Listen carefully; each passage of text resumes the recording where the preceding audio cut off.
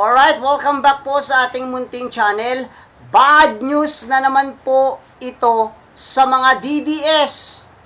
Apila po o hiling nitong sila Jinggoy at Marcoleta na maka-attend po sa impeachment o makaboto, ibinasura po ng korte. Panis. Tinalakay ngayon Sige. sa Sandigan Bayan ang mga kaso ni na Senators Jinggoy Estrada at Rodante Okay. Marcoleta. Para sa detalye, nasa linya si Mobile Journal, Arles de los Santos. Arles, unahin natin yung pag-deny sa petisyon ni Senator Jinggoy Estrada na dumalo nga sa impeachment trial ni Vice President Sara Duterte. Ano raw ang dahilan ng korte? Cheryl, lack of merit ang dahilan ng Sandigan Bayan, 5th Division, para hindi pagbigyan ang hiling ni Senator Jinggoy Estrada na makadalo sa impeachment trial ni Vice President Sara Duterte.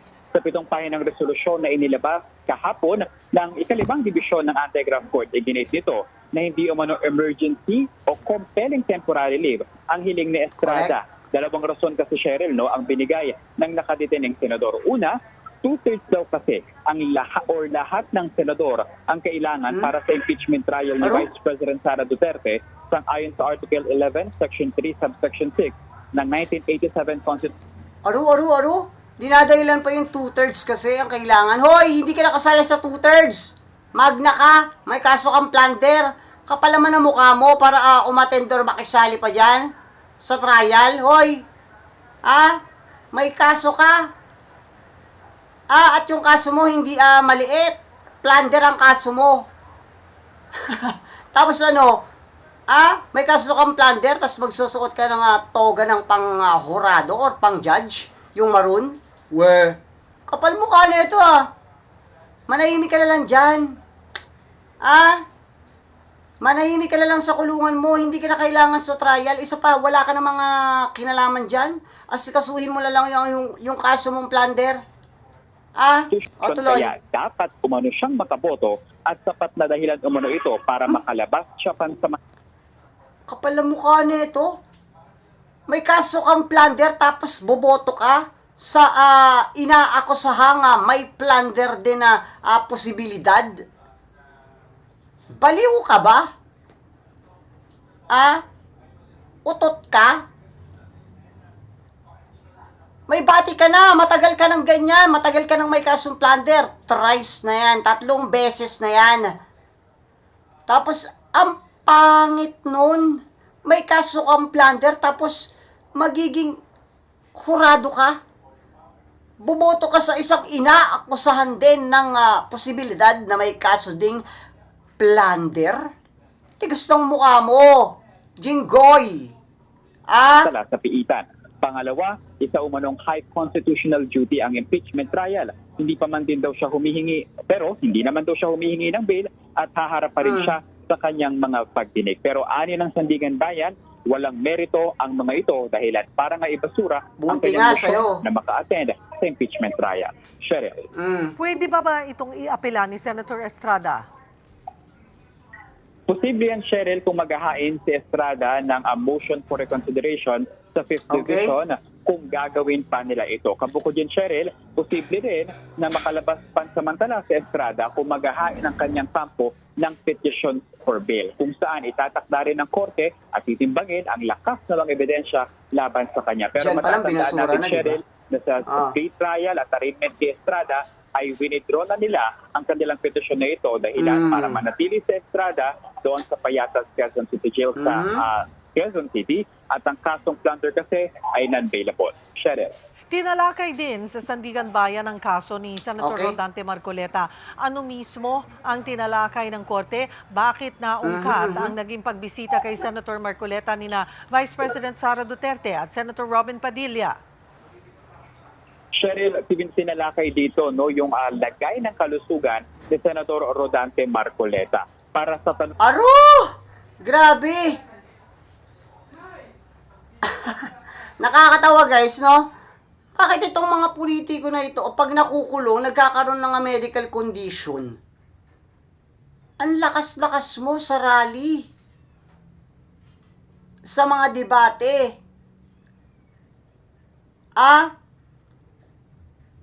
Tapos, nung nakulong ka, biglang, boom, may medical.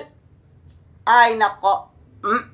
Ay, ewan ko basta, ewan ko, bahala na kayo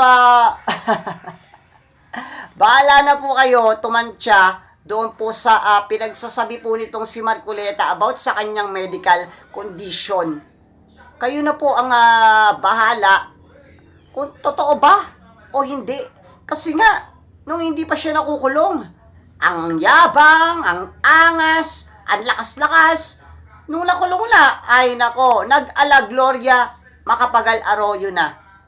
Ay, ewan. Na kung may nilabag na ba si VP Sara at si Padilla dito, no, napansin kasi ni Third Division ng Sandigan Bayan Associate Justice na si Ronald Moreno kung bakit umano pinayagan ng PNP General Hospital ang pagbisita ni Duterte at Padilla kay Senator Rodante Marcoleta gayong inirekomenda ang isolation sa sakit sa senador bunsod ng patay sakit kayo. itong mild pneumonia.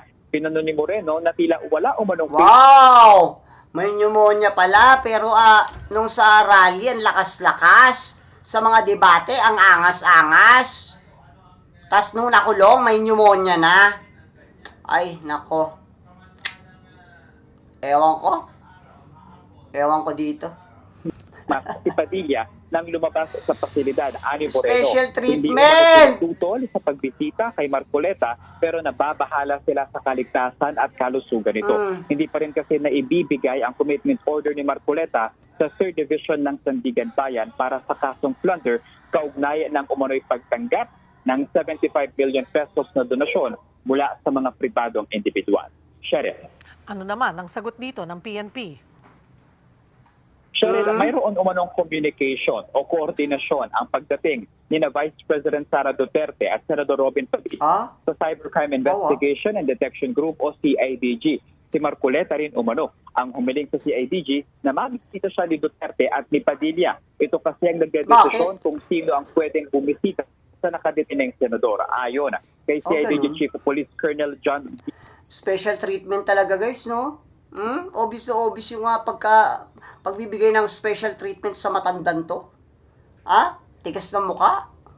Nako. Ewan. Giagi ay mayroon umanong face mask si VP Sara Duterte at Senator Robin Padilla nang pumasok. Si Bobo. Pero ayon Si kay Bobo. Brigadier General Bobo. Portia Manalad, Director for Health Services, sa kanyang Bobo. kaalaman ay wala ang face mask si VP Sara nang si bumisita. Luka-Luka, Pero aminado sila Luka-Luka. na hindi nasabihan na dapat sila ay naka-face mask sa kaugnay ng lagay ni Marcoleta. Dahil dyan, ay hindi na muna papayagan ang pagbisita kay Marcoleta bukod sa immediate family nito dahil na rin sa utos ng Sandigan Bayan. At humingi rin sila ng tawag sa Anti-Graft Court para sa lapse in judgment na ito. Kabukod yan, Cheryl, para sa kaalaman ng publiko, may mga nabanggit ang sakit dito sa 3rd Division ng Sandigan Bayan na nararamdaman daw ni Marcoleta. No? Ayan yung cervical osteoarthritis, hypertension, cervical osteopathy. Biglang ang daming naramdaman nung nakulong. Diba? Tanga na lang yung hindi makakapansin yan. Halos lahat na lang ng politikong nakukulong nagkakaroon ng medical condition. Nung hindi nakakulong, walang mga lumalabas na medical condition. Nung nakulong, ang dami na. Ay, nako! Scoliosis, mild pneumonia at sinus tachycardia. Pero sa ngayon, stable na raw ang kalagayan nito at to travel at mag-appear. Stable na pala. Ilipat na sa kulungan yan. Walang special treatment dapat. Yung mga makakasama ng mga tawag dito, yung nasa kulungan, pag binigyan ng special treatment yan, mag-welcome kayo. Napaka-unfair. Pag mataas na tao, may special treatment. Ay, nako po. Sobrang unfair po niyan sa mga pangkaraniwang tao, sa pangkaraniwang Pilipino na nakakulong. Talaga naman, di ba? Sa court. Pero sa ngayon ay nananatili itong under observation at nagtitake ng mga antibiotic para sa kanyang mild pneumonia. Wala pa naman bang pinipetisyon si Senator Marcoleta na dumalo rin sa impeachment trial? Babasura din yan. Sa ngayon, Estrada, sa 3rd Division magpinasura. ng Sandigan Bayan na naghahawak ng transplanter, wala pa siyang petisyon na inihahain. No? Actually, Cheryl, hindi pa rin siya nababasahan ng kanyang sakdal dito at yung commitment order hindi pa rin bibigay, kaya wala pang petisyon at motion na ganyan. At syempre, aabangan natin kung maghain man siya ay complete. Okay, so yan guys, bad news na naman po ito sa mga DDS. Talagang ang karma na po ang naniningil sa mga ito. Itong si Estrada, kapal lang mukha mo. Gusto mo pang umattend doon sa trial at makaboto? Kapal mo naman. May kaso kang, may hinaharap kang kasong plunder, tapos magiging hurado ka or boboto ka? Ang pangit. Tapos ito na mga kubeta na ito, obvious na binibigyan ng special treatment. Grabe, no? Napaka-unfair po niyan sa pangkaraniwang tawag dito, nakakulong. Porkit mataas po yung posisyon sa gobyerno, may special treatment. Talaga may special treatment dyan. May nakita ba kayo o nabalitaan na nagkaroon ng medical condition na pangkaraniwang tao na nakakulong, na binigyan ng ganyang special treatment? Wala. Okay guys, pakilagay na lang po kung ano po yung mga sasabi nyo dito sa ating topic. Pakilagay po ang inyong mga komento dyan sa comment section. Maraming salamat po. Jude Pinas para sa Pilipinas at para po sa Pilipino.